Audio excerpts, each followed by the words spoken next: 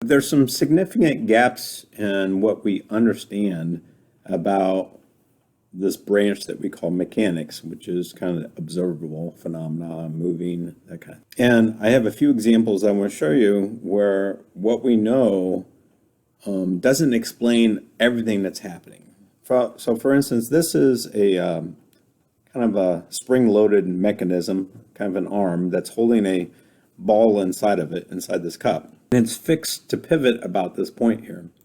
Initially, the spring-loaded mechanism has 10 joules of energy stored in the spring. And when it fires, the ball goes flying off, and the ball has 8 joules of kinetic energy. We notice here there's some missing energy. There's 2 joules of missing energy. There was no sound created. Temperature hasn't increased. So how do we explain this missing energy? Well, I think it's pretty obvious that arm must have some kinetic energy. It is moving, it's rotating, and it has mass. So along the length of that arm, those pieces of mass are moving, so they must have some kind of kinetic energy. But imagine trying to figure out what that kinetic energy is, because the different parts of this arm have different amounts of kinetic energy. The ones that are really close to the fixed point, they're hardly moving at all, so they hardly have any kinetic energy, whereas the parts that are really far out in the spring-loaded mechanism, they're moving kind of fast, so they have more kinetic energy. We don't know how to calculate that. Here's another situation where there's no motion whatsoever. These stones are balancing. Let's look at this top level. I didn't draw all the forces. There's one more force for the rock underneath the wooden stick here that's kind of pointing upward. Those forces all balance. We have these 2 downward forces, and then we have an upward force that exactly balances it. But the truth is, we can move this smaller rock on the right here. We can move it in slightly to the left, and all of a sudden, even though the forces are still balanced, the net force would be 0, it would start to rotate. Okay, so it still has no lateral acceleration because still a net force is 0. Or we could move the big rock on the left end outward a little bit, same situation. Or we can move the supporting rock underneath the stick. We can move it to the right, same situation. All the forces would balance, so the net force is 0. There's no lateral acceleration, but it's no longer balanced because the stick would start to rotate. And so there's angular acceleration. Why is this true? What are we missing here? Let's look at one final situation where this is another top-down view. And I've labeled the center of that rod. And this rod is not fixed, so it can actually slide. So imagine this is like a plank of wood on a frozen ice pond. Let's say a wad of clay that's moving toward it and it's going to get stuck to it. Okay, and so this ball, this wad of clay, has momentum of 10 kilograms times meters per second. And then when it slams into the board, they go sliding off together. But the momentum of the ball now is only 0.5 kilograms times meters per second. So we've got some missing momentum here. So, where is that? There's no external force on the ball rod system. It's 0. So where's this missing momentum?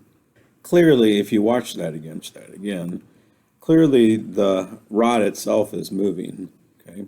And so it's translating, and so it must have some momentum as well.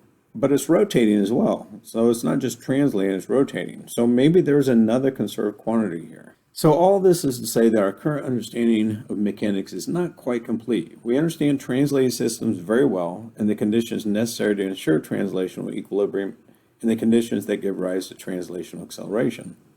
In this final unit, we'll complete our understanding of mechanics to learn the conditions that ensure rotational equilibrium and that give rise to rotational acceleration. Because the truth is, whenever you have a collision and it's not perfectly right on the center, then you're going to have some kind of rotation that's going to occur.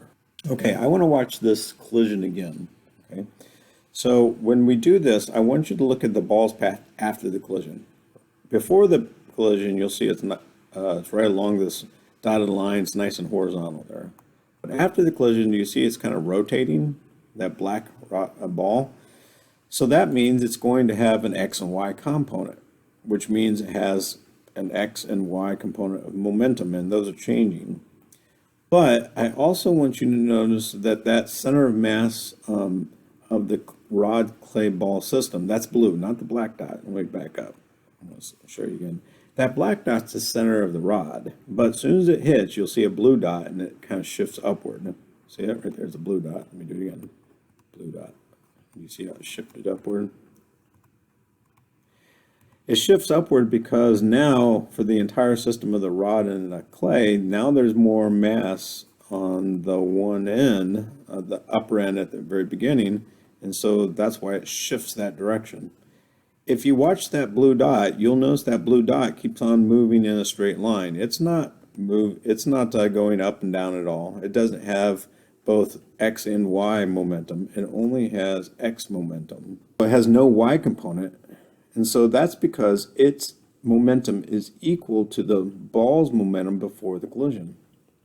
So the point of this is finding that center of mass is going to be very important in these situations, because that momentum of that blue dot, which is the center of mass of the system, is the thing that's being conserved. That's where the missing 9.5 kilograms of times meters per second, that's where that momentum is. So we would have 10 equals 10, which is what we want. Okay, so how to find the center of mass mathematically? It's a summation of each particle, if we're talking about a discrete system with discrete masses, each particle's mass times its position in the x direction divided by the sum of all the mass. If it's not discrete masses, if it's a continuous mass distribution, we're going to have to use some calculus, but it's the same idea. It's going to be the sum, the integral of x dm over the integral dm. So again, on the bottom, you're going to get the total mass of the system. And on top, it's going to be each individual segment of mass times where it's at in the x direction. All right, so let's try this with the discrete system of masses. So the first thing we have to do is figure out where we want to start our measurements from. So kind of like an origin of the system. You can put the origin anywhere you want. But the best place to put the origin is in one of the masses. It could be any of the masses. It doesn't really matter. Because remember, it's the mass times its x position.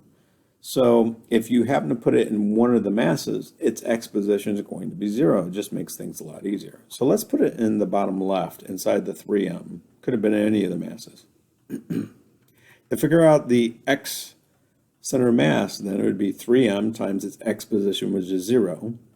Plus 2m times its x position, which is also 0, plus 1m times its x position, which is all the way over here at L, all divided by the sum of the masses, which in this case is 6m, 2m plus 3m plus m, 6m.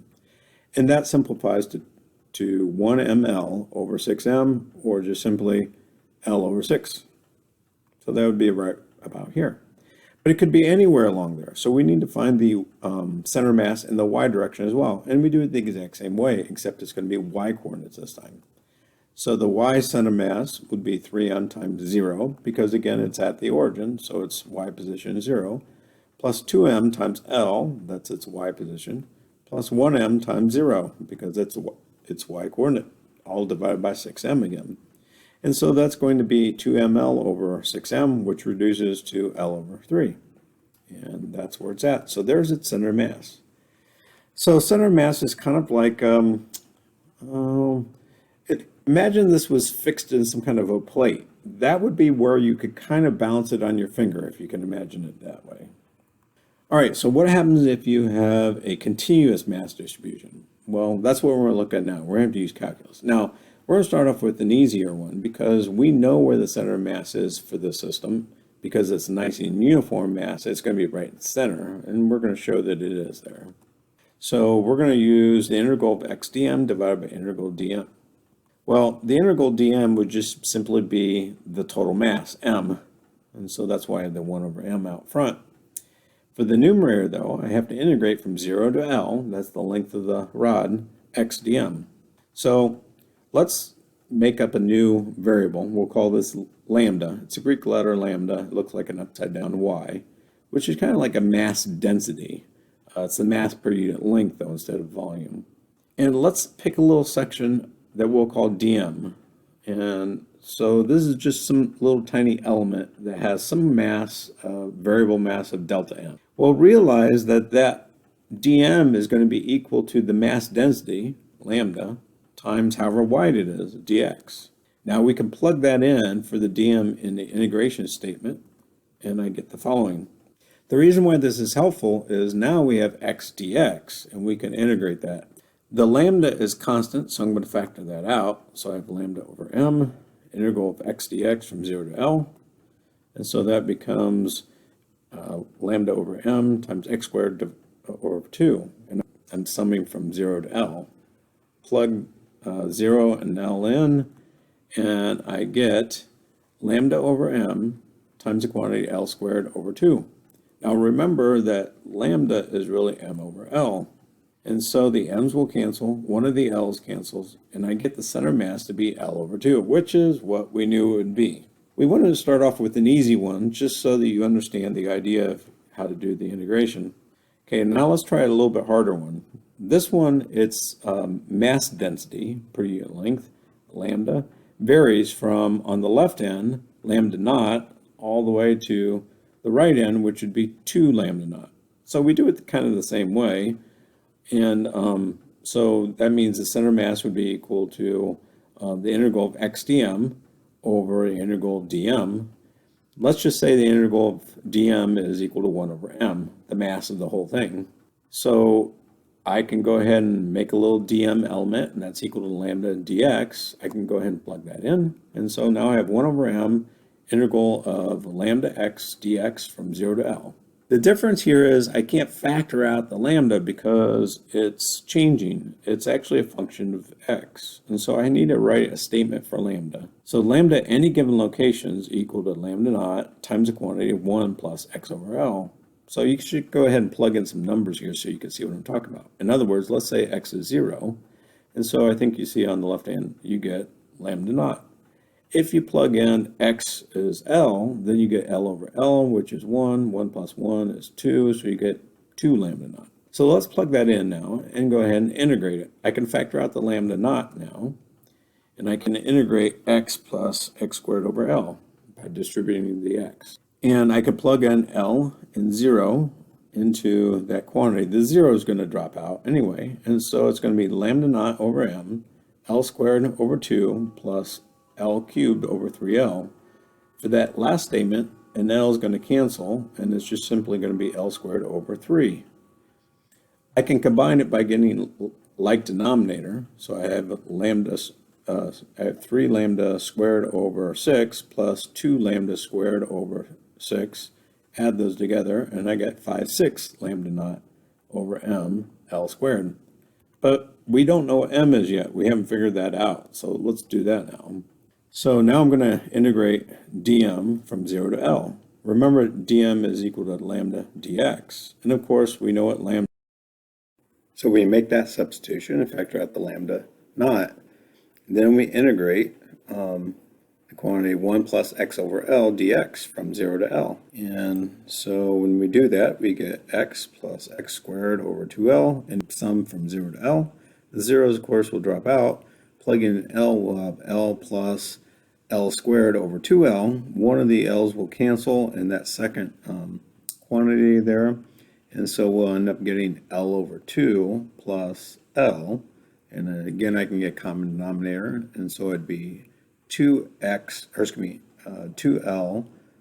over 2 plus L over 2. And so then it'd be 3L over 2 times lambda naught.